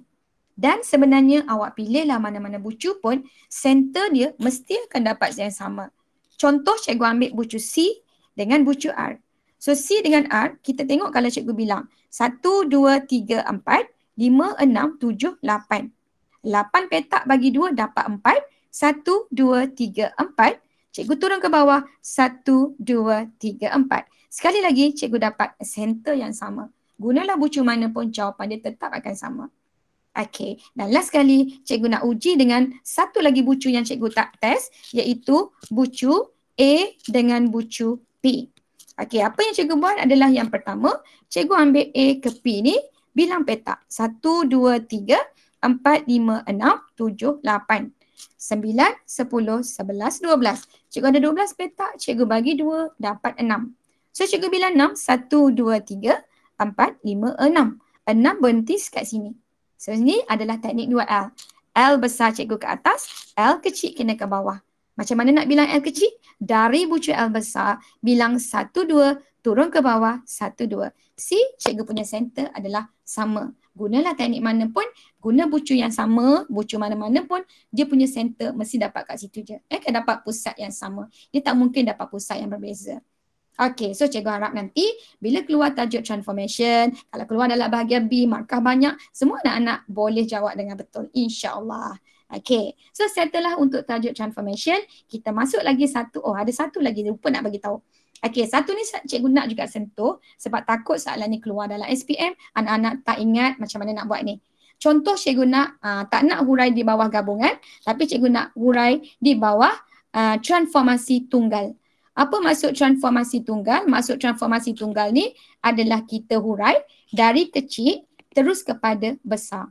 So ada juga pelajar kata ini adalah putaran. No, ini bukan putaran. Kenapa dia bukan putaran? Sebab dia bukan kongruen. Kalau dia daripada kecil kepada kecil, baru dia putaran. Tapi sekarang daripada kecil ke besar. So bila daripada kecil ke besar, dia adalah pembesaran. Dia bukan putaran. Pembesaran satu markah. Bila pembesaran, awak tengok sekarang, dia besar secara terbalik. Kenapa cikgu kata terbalik? Sebab awak nampak tak muncung dia. Yang tajam tu dekat atas pukul 12. Tapi bila dibesarkan, muncung dia dah ke bawah. Pukul 6. So kalau awak ingat jam 12, nak pergi 6, dia putar sebanyak 2 kali. Jadi ini adalah putaran, ini adalah putaran 180 darjah kalau gambar ini kecil dengan kecil. Kalau di bawah combined transformation, yes, dia adalah putaran 180 darjah. Tapi disebabkan cikgu nak single transformation, dia bukan jadi putaran dah. Dia jadi pembesaran. So bila pembesaran, dia kena ada faktor skala. Ini yang cikgu nak bagi tahu, kalau pembesaran berlaku secara terbalik, ini kita panggil pembesaran secara songsang. Bila songsang ni K dia wajib letak negatif. Tak letak negatif, salah. Dan cara nak bilang K dia, bilang sama je. Image kita ada 2 objek ada 1. So 2 bagi 1 dapat 2. Cuma simbol dia kena letak negatif. Okey, dan nak cari pusat senang je. Pusat pembesaran ni dia macam putaran 180 darjah. Ambil dua bucu yang sama, garis. So kita akan nampak dia akan bersilang di satu bucu. So itu adalah pusat dia pada pusat negatif 3, 6. So kita akan dapat 3 markah. Ini tak pernah keluar lagi dalam SPM pembesaran secara songsang. Cuma pernah sekali je keluar dalam SPM ulangan 2018. So take note kalau soalan ni keluar, pastikan ingat kalau pembesaran terbalik ia adalah songsang. Kena letak K negatif. Okey. Seterusnya satu lagi tajuk yang sangat penting adalah tajuk sukatan serakan data. Kenapa cikgu kata tajuk ni penting? Sebab seawal form 1 lagi awak belajar tajuk ni. Pengendalian data, diikuti dengan kecenderungan memusat. Form 4 sekali lagi belajar tajuk sukatan serakan data tak terkumpul. Dan form 5 sekali lagi keluar sukatan serakan data yang terkumpul. Dan untuk pengetahuan awak, last year 2022, soalan ni keluar dalam semua bahagian. Contoh ini soalan bahagian A, SPM 2022. 3 markah, nak cari jumlah antara kuartil. Itu saja. Dan untuk pengetahuan awak, kalkulator kelas Swiss sangat untung. Kalkulator hitam, minta maaf, tidak beruntung sangat. Kenapa cikgu kata macam tu? Sebab kelas Swiss, dia boleh terus cari semua nilai mean, variant, sisian piawai, nak cari julat, nak cari apa saja nilai boleh kat situ. Contoh macam mana? Cikgu ajar dulu cara guna kalkulator untuk kelas Swiss. Okey, untuk kelas Swiss, perkara pertama, awak tekan menu, tekan 6, tekan 1. So, bila cikgu tekan menu, tekan 6, tekan 1, dia akan dapat satu kolom. Abaikan kolom cikgu, awak nampak cikgu punya kolom tu ada 2, satu X, satu frekuensi. Abaikan yang tu. Calculator natural V-pump. Boleh ke tak cikgu tak pastilah kalkulator tu macam mana sebab cikgu belajar yang Casio je. Cubalah try kalau kelas Swiss ni dia Casio kelas Swiss ni Casio. So awak tekan menu, tekan 6, tekan 1. So dia akan dapat satu je kolom untuk X. So masukkan je X dia ni. Contoh cikgu punya X 2 sama dengan 3 sama dengan 5 sama dengan 7 sama dengan 10 sama dengan 11 sama dengan 13 sama dengan 16 sama dengan 20 sama dengan 21. Cikgu key in semua data tadi. Okay, cikgu masukkan data tadi and then cikgu tekan OPTN option, tekan nombor 3. OPTN option, tekan nombor 3, one variable calculate. So now awak dapat, dia akan bagi semua nilai. Nah, on frekuensi tu macam mana? Okay, now kita tak perlukan on frekuensi lagi sebab data ni tak ada frekuensi. So yang frekuensi, sekejap, nanti cikgu tunjuk lepas ni. So now awak nampak kita akan dapat terus mean dia 10.8. Okay, X bar tu adalah mean, terus dapat 10.8. Okay, lepas tu awak nampak ada sigma kuasa 2X, itu adalah variance 40.76. Kemudian sigma X saja, iaitu ini adalah sisihan piawai. Ini variance, ini adalah mean, ini adalah sisihan piawai 6.38. Kemudian tekan anak panah ke bawah. Bila awak tekan anak panah ke bawah, semua nilai dia dah bagi pada awak. Dia bagi mean 2, dia bagi kuartil 1, 5, median 10.5, kuartil 3, 16, maksimum 21. So awak tengok soalan ni, dia minta kita cari kuartil pertama. Satu markah je. So Q1 adalah 5, satu markah. Senang je dek. Nak cari jumlah antara kuartil. Kuartil 3 tolak kuartil 1. Kuartil 3 cikgu 16. Tolak kuartil 1 cikgu 5. Satu markah. Dapat jawapan 11, satu markah. Mudah sangat. Tu cikgu kata kalkulator kelas Swiss sangat beruntung. Kalkulator hitam tak beruntung sangat untuk tajuk ni. Okay. So daripada 5 nilai yang awak dapat ni, katalah soalan suruh bina plot kotak. So you all dah boleh terus bina plot kotak sebab dah ada mean, dah ada maksimum, dah ada semua nilai. So just itu lukiskan saja untuk plot kotak. Very senang. Kan? Okay, settle yang tu. Okay, cikgu nak tunjuk pula tadi yang awak tanya. Cikgu kalau data yang ada kekerapan macam mana? Nak tekan frekuensi.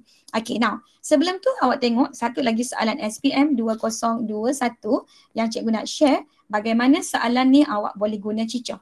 Pernah dengar cicoh? Mungkin yang belajar dengan cikgu pernah dengar cicoh. Tapi yang tak belajar tak pernah dengar kot. Senang je rupanya. Matematik mudah mesej. Mudah mesej ni sangat mudah. Okey. Pernah? Okey, yang pernah dengar cicoh? Pernah. Okey. So cicoh ni sebenarnya adalah apa sahaja soalan asal membentuk persamaan linear boleh guna shift solve, shift solve.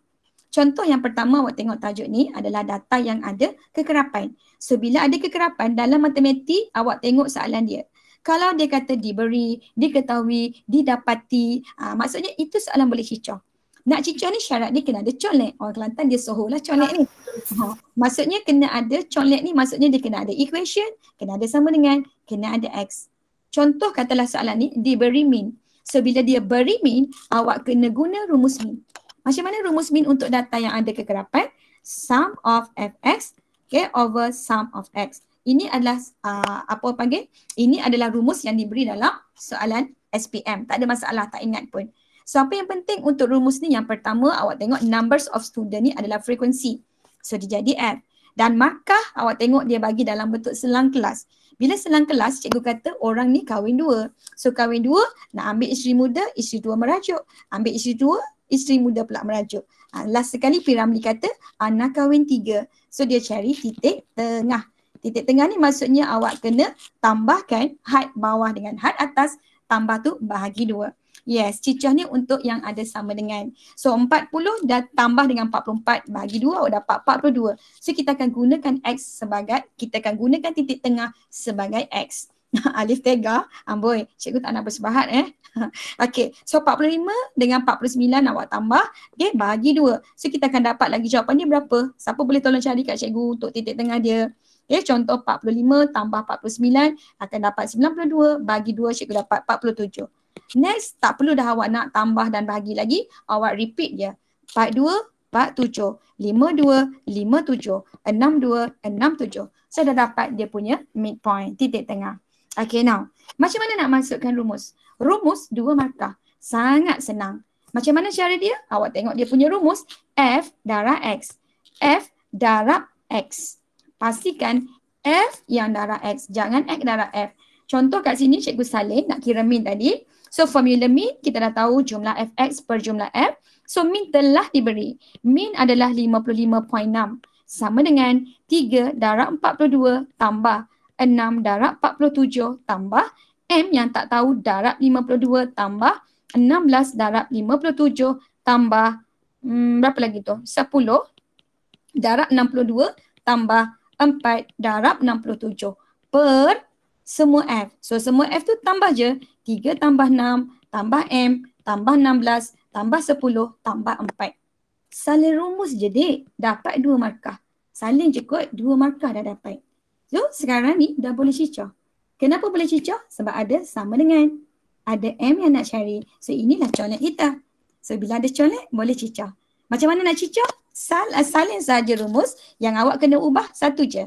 Simbol sama dengan kena tekan alpha CALC. Simbol M, X, W, semua tu kita akan tekan alpha tutup kurungan. Yang mana kalau kalkulator hitam kena tekan alpha tutup kurungan. Kalau kalkulator kelas Swiss dia dah ada button X, so boleh tekan X. Cuma satu je cikgu nak remindkan, kalkulator hitam kelas Casio 570, sebarang soalan pecahan kena letak bracket, wajib. Contoh soalan atas ni, buka kurungan, 3 darab 42 tambah 6 darab 47, tutup bracket belakang. Kalkulator yang putih tu ke cikgu? Ya. Kalkulator kelas Swiss ni maksudnya yang putih tu. Yang kalkulator kayangan orang panggil tu. Yang kat bawah ni pun buka kurungan, tutup kat bawah. Kalau kalkulator putih, tak apa, tak letak bracket. Kenapa? Sebab dia dah ada button fraction. So button fraction dia tu dah asingkan atas dengan bawah. Contoh cikgu cicah 55.6 alpha CALC. Cikgu tekan button fraction. So cikgu darab je. 3 darab 42 tambah 6 darab 47 tambah M tu adalah X. Something yang cikgu tak tahu, cikgu letak X. Kalkulator hitam kena tekan alpha, tutup kurungan. So X darab dengan 52 tambah 16 darab dengan 57 tambah 10 darab dengan 62 tambah 4 darab 67. Selesai urusan atas, cikgu turun ke bawah, cikgu tambah lagi 3 tambah 6 tambah M adalah alpha tutup kurungan tambah 16 tambah 10 tambah 4. So nak cari jawapan akhir, kalkulator hitam tekan shift, tekan solve. Solve tu dekat CALC. Sekali lagi tekan shift, tekan solve. Itu untuk Casio 570. Tapi kalau kita nak baru tahu malam ni nasib baik join kelas MGCK kan. Okay, kalau kita nak cari kalkulator putih, tekan shift, tekan solve, tekan sama dengan. Solve ni dia dekat button CALC, sama je. So cikgu tekan shift, cikgu tekan solve, cikgu terus dapat X cikgu sama dengan 11. So cikgu tu terus tulis jawapan cikgu, value M cikgu adalah 11, dapat lagi 1 markah. 3 markah hanya dengan salin rumus 2 markah, Cicoh dapat lagi 1 markah. So total dia 3 markah. Very easy man, mudah sangat. Okay, alright. So bila awak dapat 11, automatic awak boleh kira. Yes, very easy. Easy man. Okay, so bila awak dah dapat variance, boleh tak kita nak kira, bila awak dah dapat mean, boleh tak nak kira variance? Mesti boleh. Mesti boleh dek. Sebab apa? Sebab kita tahu variance dengan mean, beza dia ada kuasa 2 je kot. So, awak salin sahaja rumus tadi, just letak kuasa 2 sahaja. Cuma masa ni awak kena ingatlah, bila kita nak kira variance, sebab soalan kedua ni nak kira variance. Variance 3 markah, cari M tadi 3 markah. So, total 6 markah. Bila awak dah dapat dia punya mean tadi kan, variance ni formula dia adalah jumlah Fx kuasa 2 per jumlah F tolak mean kuasa 2. So, apa yang cikgu buat adalah jumlah Fx. So, X tu cikgu kuasa 2 kan kat sini. Sebab itulah awak jangan tertukar antara F dengan X. Ada tahun, bila cikgu tak ingat, 11 ni gantikanlah, M tadi kita dah dapat 11 kan? So gantikan dengan 11. Okey, untuk tahun lepas ada student jawab macam ni. Dia buat X darab dengan F. Bila dia nak kira mean, tak ada masalah. Sebab X darab dengan F sama F darab X. Apa berlaku bila dia nak kira variance?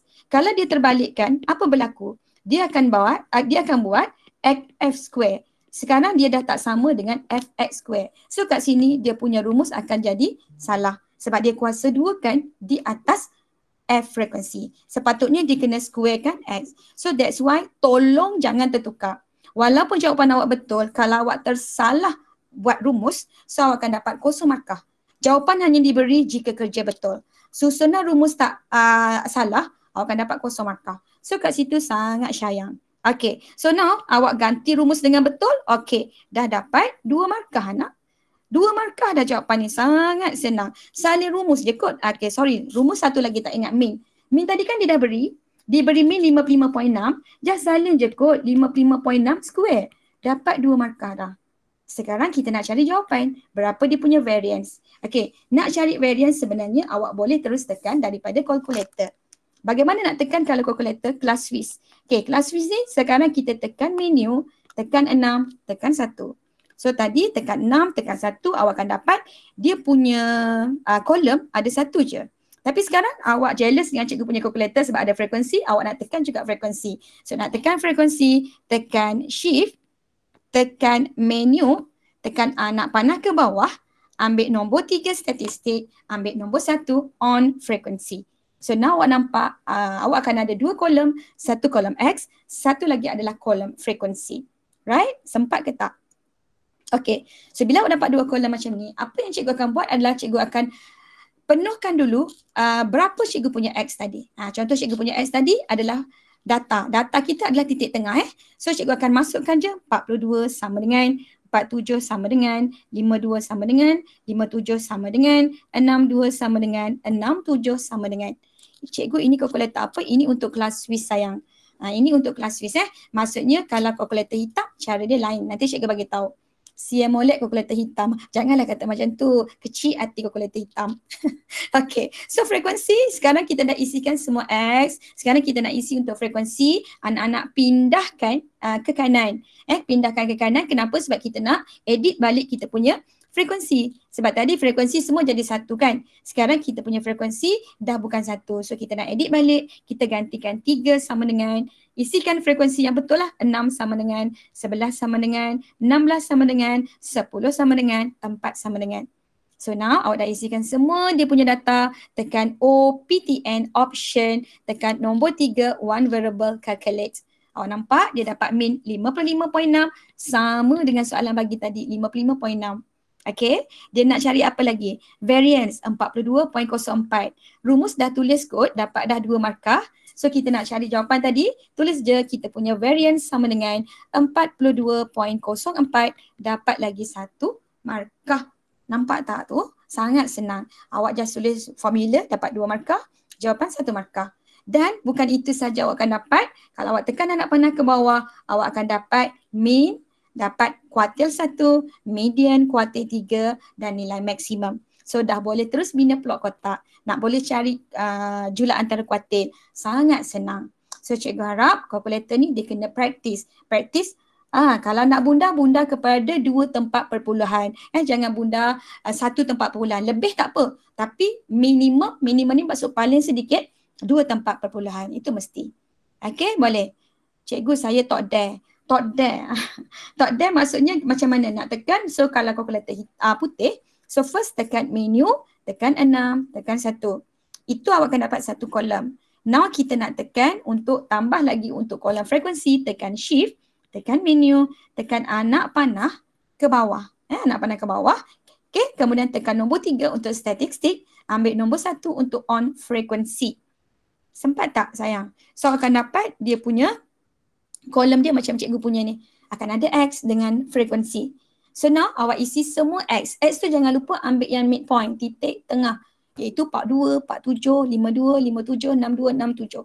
And then frekuensi, kalkulator hitam macam mana? Alright, untuk kalkulator hitam, okay, siapa tadi yang bertanya kalkulator putih, bila awak dah tekan OPTN, kalkulator putih jadi cikgu. Yes, awak tekan OPTN, tekan nombor 3, dia akan keluar semua data-data yang cikgu bagi tadi. Okay, untuk kalkulator hitam. Okay, kalkulator hitam dia complicated sikit. Tapi tak apa, daripada awak kira manual tersyashul ataupun tersalah, lebih baik awak tekan kan. Okay, now kalkulator hitam cikgu ambil masa sikit. Sepatutnya cikgu kena berhenti jam 9.45. Okay, sebab anak-anak tanya cikgu ambil masa sikit. So yang pertama kalkulator hitam, tekan mode 2 kali. Dia akan keluar SD, tekan nombor 1. Okay, now bila awak tekan nombor 1, kita kena masukkan X dulu. Ingat kena masukkan X dulu, diikuti shift koma, baru tekan F dan tekan M+. Macam mana tu? Okay, yang first awak tekan mode. Cikgu tak boleh nak tunjuk daripada cikgu punya iPad sebab iPad dia tak support untuk kalkulator 570, just class Swiss je. So apa yang awak kena buat adalah yang pertama, tekan mode 2 kali, tekan SD1, tekan X dulu, maksudnya yang X cikgu pertama 42. Tekan 42, tekan shift, tekan koma. Koma ni kalau kalkulator hitam dia ada di tepi tutup kurungan. Tempat tutup bracket tu ada koma. So tekan tempat koma tu. So akan dapat koma bertindih, betul tak? Masa awak tekan shift, awak tekan koma, dia akan jadi koma bertindih, kan? Dan masukkan kekerapan kita 3, tekan M+. M+ ni dia nak dapat min tu dekat kalkulator putih macam mana cikgu. So awak tekan OPTN. Tekan OPTN, tekan option, ambil nombor 3, one variable calculate, awak akan nampak X bar tu adalah min. 55.6 tu adalah min dia. So yang sigma kuasa 2X tu, 42.04 itu adalah variance. Yang tak ada kuasa 2 bawah tu, itu adalah sisi ampere Y. Alright? Dan kalau awak tekan lagi anak panah ke bawah, dia akan keluar semua min, kuartil dan sebagainya. Alright? Okay. Jadi masa awak tekan M+, awak nampak N dia akan tulis sebagai 3. So kat sini, dia tolong kira pada awak kekerapan longgokan. Dia tolong tambah pada awak. Okay, now awak repeat lagi, ambil 47. 47, tekan shift, tekan koma juga, dia akan jadi koma bertindih. Now masukkan frekuensi 6, tekan M+. Masa awak tekan M+ ni, awak akan dapat jawapan dia 9. Kenapa dapat 9 tu? Dia tolong tambah 3 dengan 6 pada awak. Itu adalah kekerapan longgokan yang dia tolong kira pada awak. Masukkan lagi 52, shift, koma. Yang ketiga adalah 11 tadi. Tekan 11, tekan M tambah. So kat sini akan dapat N dia sama dengan 20. Kenapa 20? Mudah mesej ngoti ya. 9 tambah dengan 11, dia akan dapat jawapan dia 20. Itu adalah kekerapan longgokan. Okey, masukkan lagi 57. 57, okey, tekan lagi shift koma 16 M tambah. Maksudnya 20, awak tambah dengan 16, dia akan dapat 36. Dia tolong kira kekerapan longgokan. Kira lagi 62. Okey, tekan lagi shift koma Okey, tekan 10, M tambah. So kat sini dia tolong tambah pada awak dapat 46. And then last kali 67, tekan lagi shift koma 4, M tambah. So last kali awak akan dapat total frekuensi dia adalah 50. Dah dapatlah semua nilai yang awak dah key in dah. Now kita nak cari mean. Macam mana nak cari mean? So yang ni kena ingatlah, nak cari mean, tekan shift, tekan 2, tekan 1, sama dengan. So akan dapat mean dia 55.6. Betul tak anak-anak? Itu untuk kira mean. Okey, bagaimana kalau cikgu nak kira sisihan piawai? Untuk kira sisihan piawai, tekan shift, tekan 2, tekan 2, sama dengan. Ini untuk sisihan piawai. So sisihan piawai tadi kita dapat sisihan piawai dia jawapannya adalah 6.48. Cikgu dapat 6.48. Sama tak? Dan last kali kalau cikgu nak cari variance, kita tahu variance ni adalah kuasa 2. Sisihan piawai tu adalah punca kuasa 2. So nak cari variance, cikgu akan tekan kuasa 2 sama dengan. So bila kita tekan kuasa 2 sama dengan, dia akan keluar jawapan variance dia adalah, mana kita punya variance tadi?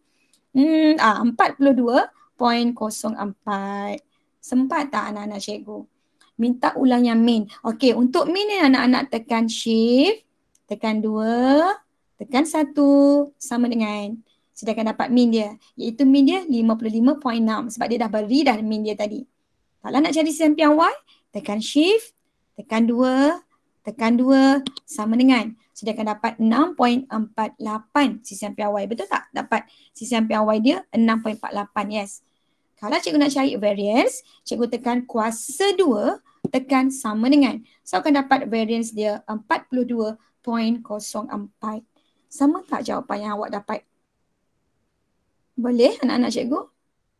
Sama, Alhamdulillah. Jadi itulah cara bagaimana kita nak tekan menggunakan kalkulator untuk semak jawapan, untuk kita yakin jawapan yang kita kira tu betul. Dan yang paling penting dia sangat menjimatkan masa. Contoh kita nak buat comparison of data. Contoh soalan SPM tahun 2021 juga, dia minta kita compare data. So bila awak nak compare data, awak kena kira mean bagi S, kena kira mean bagi T. Kemudian awak kena kira sisihan piawai bagi S, kena kira sisihan piawai bagi T. Bayangkan kalau awak nak tekan 11, 254 square, tambah 251 square, tambah lepas tu nak set lagi. So banyak masa yang diperlukan. Jadi kat sini awak just tulis rumus. Rumus itu markah. And then jawapan just terus tekan kalkulator.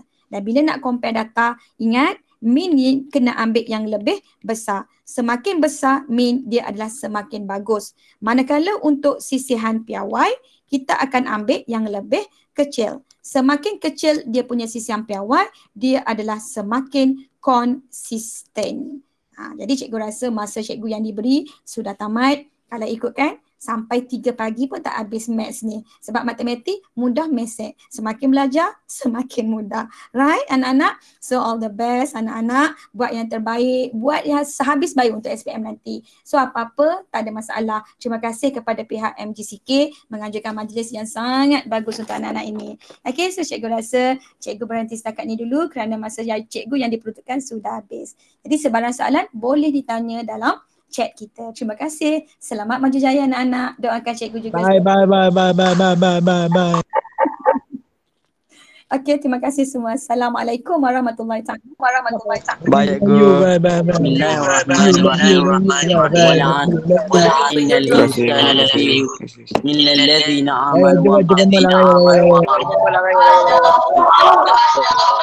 Alhamdulillah. Mohon ingat mic sekejap. Okey, sudah selesai slot matematik kita pada malam ini. Okey, terima kasih yang tidak terhingga diucapkan kepada penceramah hebat kita malam ini. Okey, mohon anak-anak offkan mic sekejap. Okey, terima kasih diucapkan sekali lagi kepada penceramah hebat kita pada malam ini, iaitu Yang Mulia Tengku Nurhalina binti Yang Mulia Tengku Ahmad Putra, iaitu Cikgu Kuna, yang mana beliau merupakan guru kanan sains dan matematik dan juga guru cemerlang matematik di Maktab Sultan Ismail, maafkan saya, Kota Baru Kelantan. Untuk makluman semua juga, Cikgu Kuna merupakan guru dalam Didik TV banyak menyumbang dalam Didik TV. Calon-calon SPM boleh juga mengikuti channel Didik TV untuk subjek matematik ini. Okey. Selain pada itu, diingatkan supaya calon-calon SPM mengisi link maklum balas yang disediakan di Telegram Awan Ilmu MGCK dan juga di ruangan chat. Okay. Sekarang sudah tiba masanya untuk slot Q&A, question and answer. Calon-calon boleh onkan mic seketika secara berturutan untuk bertanya apa-apa soalan yang tidak faham, ataupun calon-calon juga boleh menaip di ruangan chat. Dipersilakan.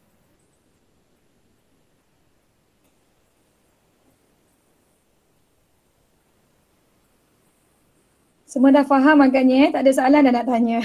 Okey, Anis Wahida, ada soalan nak tanya cikgu? Boleh kemukakan. Dah faham, Alhamdulillah. Tak sekecek pula orang sekecek ni. Okey, tadi Cikgu Kona, saya ada terima soalan daripada Telegram. Boleh saya bacakan? Okey, boleh. Okay, daripada Elsa yang bertanyakan soalan, Cikgu, hari itu teraya Kelantan, soalan transformasi bagi putaran L. Saya kira nombor ganjil. So bagaimana nak bahagi dua? Okey, jadi terima kasih kepada soalan anak-anak yang bertanya tu. Okey, sebenarnya soalan ganjil ni kalau kita pilih yang ganjil, kita kena pilih yang genap lah. Sebenarnya ganjil pun boleh. Cuma kalau ganjil ni, dia akan jadi complicated. Macam cikgu buat tadi lah. Awak ingat tak kalau yang cikgu buat, alamak cikgu dah tak share screen kejap. Cikgu share screen kejap. Yang mana tadi kalau awak ingat tak masa cikgu buat putaran 180 darjah tadi, cikgu punya center tadi kan dia dapat kat tengah-tengah kan. Sama juga kalau dia dapat ganjil pun kita akan dapat kat tengah-tengah lah, lebih kurang macam ni. Mana dah cikgu punya tadi ni. Okay, so kat sini dia akan dapat, sorry cikgu punya tekak ni dah kering sikit. Kat tengah-tengah contoh, tak ada masalah kalau kita nak bilang kat tengah-tengah ganjil pun pastikan kita gerak tu dia akan sama lah. Contoh kalau ganjil ni macam mana? 1, 2, 3, 3,5. So kalau dia putar pun mesti 1, 2, 3 lah kat sini lah. Maksudnya yang penting dia punya jarak tu mesti sama panjang. Tapi sebenarnya kalau soalan Traya Negeri Kelantan pun ni, anak-anak boleh tengok akan ada gambar yang kita ubah tu, dia akan ada yang genap. Maksudnya kita lukis yang kecil tu, Dina Aisyah baru lega. Maksudnya yang kecil tu awak cuba adjustkan dia, lukis supaya dia jadi genap.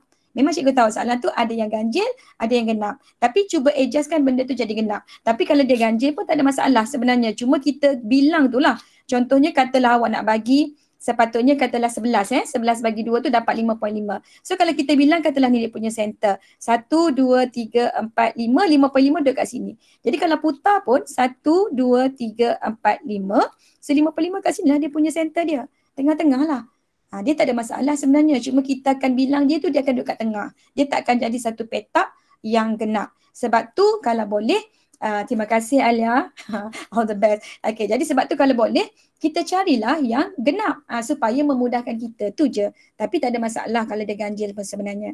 Jadi cikgu harap cikgu menjawab soalan yang ditanya oleh anak tadi. Okay, ada soalan lain lagi? So sebelumnya cari yang genap lah. Sebab dia ada genap dalam soalan tu. Okay. Okey, Cikgu Kona, soalan kedua saya terima daripada chat ni, daripada Anis Wahida yang bertanyakan, Cikgu, nombor piawai macam mana nak buat? Nombor piawai, maksudnya macam mana? Nak bundar ke nak buat macam mana? Kalau nak bundar bentuk piawai ni sebenarnya dia boleh je guna kalkulator. Contoh kat bentuk piawai ni awak kena faham dari segi bilangan angka bererti. Kalau dia tu nombor bulat, contoh cikgu ambil 2 kocong. Katalah banyak kocong tu. Sebenarnya angka bererti dia satu je angka bererti. Sebab kosong belakang bagi nombor bulat dia tak bererti. Kecuali dinyatakan tahap kejituan. Contoh dia kata berapa bilangan angka bererti sehingga rumah puluh. So rumah puluh kosong dia kat sini. Awak kena bilang daripada depan. 1, 2, 3, 4. So ini adalah 4 angka bererti. Okay, kalau dia suruh dia bagi nombor perpuluhan. Nombor perpuluhan ni kita kena faham kosong belakang bererti. Contoh katalah cikgu buat 0.0002. Kosong depan ni tak bererti, satu je yang bererti. So cikgu akan tulis satu angka bererti. Tapi once cikgu letak je 000 belakang, semua 000 belakang ni akan bererti. So dia akan jadi 1, 2, 3, 4. So 4 angka bererti. Sebab tu bila cikgu bagi soalan dalam bentuk piawai, kalau awak terima soalan dalam bentuk piawai, katalah dia nak suruh bunda lah. Contoh katalah cikgu bagi soalan apa contoh 0.012345. Katalah cikgu nak awak bundarkan, katakanlah bundarkan pada 3 angka bererti contoh. So, apa yang perlu awak buat? Awak boleh terus tekan kalkulator untuk cari bundaran dia direct kepada 3 angka bererti. Okey, macam mana cara? Yang pertama, okey, awak boleh tekan kalau kalkulator kelas Swiss, awak boleh tekan shift, okey, tekan menu. So, kalau kalkulator lama, awak boleh tekan mode 5 kali. Tekan mode 5 kali sampailah dia keluar SCI. Okay, so bila dia keluar SCI, masa ni kita akan pilih nombor 2. Sama juga shift menu tadi, dia keluar SCI, pilih nombor 2. So semasa awak pilih nombor 2, dia akan suruh awak pilih lagi berapa angka bererti yang awak nak bunda. Contoh katakanlah soalan tadi, dia suruh bunda kepada 3 angka bererti. So tekan 3. Kat sini pun sama, tekan 3. Okay, so sekarang awak salin sahaja soalan. Contoh soalan kita tadi 0.012345. Salin je soalan tadi, tekan sama dengan. So bila awak tekan sama dengan, dia keluar berapa? Siapa yang ada kalkulator? Siapa tu ada kalkulator, cuba tekan pada cikgu, dia keluar berapa?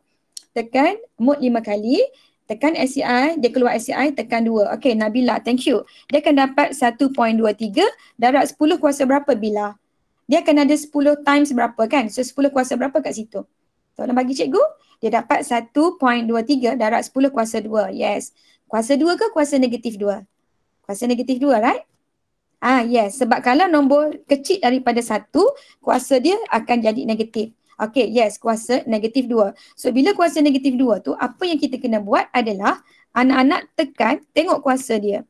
Kalau kuasa dia negatif, tekan shift ENG. Sehinggalah kuasa yang negatif tadi jadi sifar.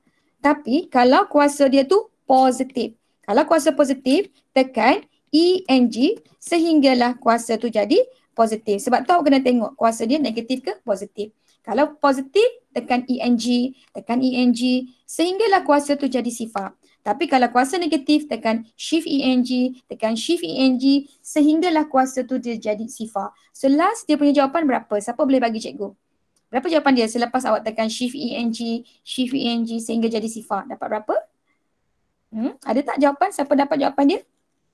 Ni cara kita nak bunda direct pada kalkulator lah. Kita malas nak kira. So dapat berapa jawapan akhir dia?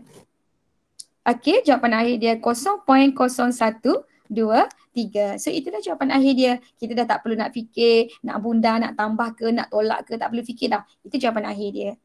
Nampak tak? Itu adalah cara bagaimana kita nak menyelesaikan bentuk piawai. Sebab kalau kita bunda sendiri, cikgu takut awak bilang 3, 1, 2, 3. Awak bunda ke atas ni, awak pun tulis 0.0123, awak tambah kosong-kosong belakang. Sebab biasa kan lepas bunda kita tambah kosong kan. So dia dah jadi bererti dah kat situ. Sedangkan kalau kita tekan kalkulator, dia terus dapat direct dia punya jawapan. So selamat, kita dah tak letak kosong kat belakang. Nampak? Penggunaan kalkulator banyak lagi rahsia dia. Cuma masa sangat terhad kan. Okey, boleh Cikgu harap menjawab soalan awak. Okey, seterusnya kita raikan saya kira soalan yang terakhir lah. Soalan ketiga daripada Muhammad Syahmi Haziq bin Syaiful Haizam yang bertanyakan, cikgu, untuk insurans ataupun cukai memang boleh ambil lebih daripada 2 titik perpuluhan ke? Okey.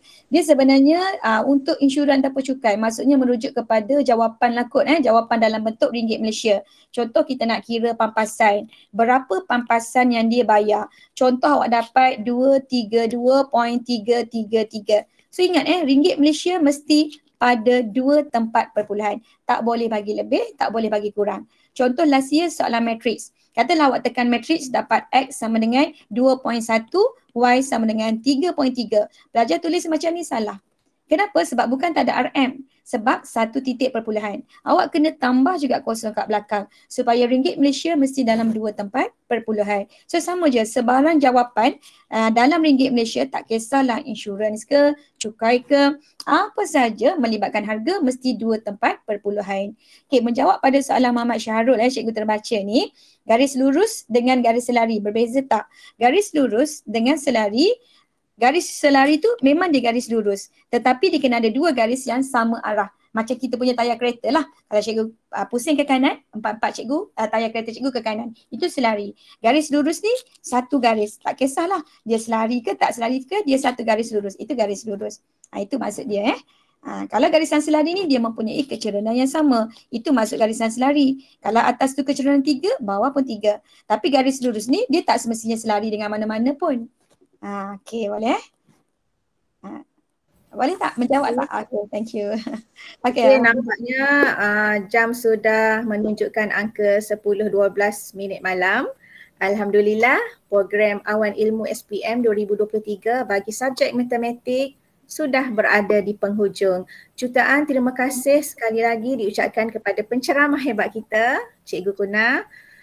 Selain itu juga terima kasih yang tidak terhingga diucapkan kepada calon-calon SPM seluruh negara yang sudi meluangkan masa pada malam ini. Diharapkan calon-calon yang mengikuti slot matematik pada malam ini mendapat banyak ilmu yang berguna dan dapat diaplikasikan di dalam Dewan Peperiksaan kelak. Contohnya tadi cara penggunaan kalkulator yang saya sendiri pun baru belajar.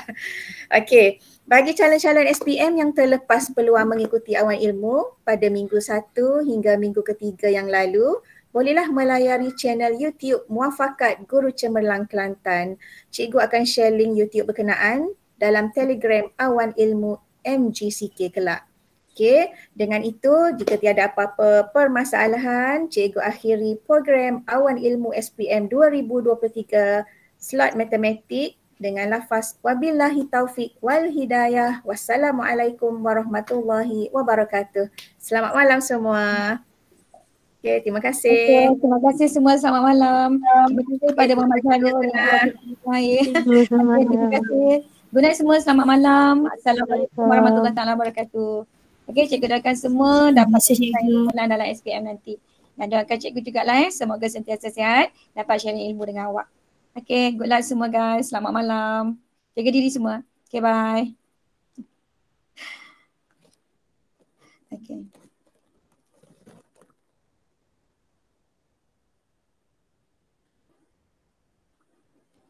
Okay, all the best semua. Buat yang terbaik insyaAllah. Okay, bye. Bye-bye. Okay, bye. Buat yang terbaik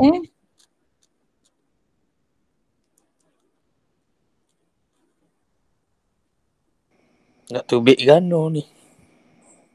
Nak tubik gano, tekan butang merah je lah. Okay, all the best Buat yang terbaik insyaAllah. Gelak aku nak boleh tubik ni. Aduh.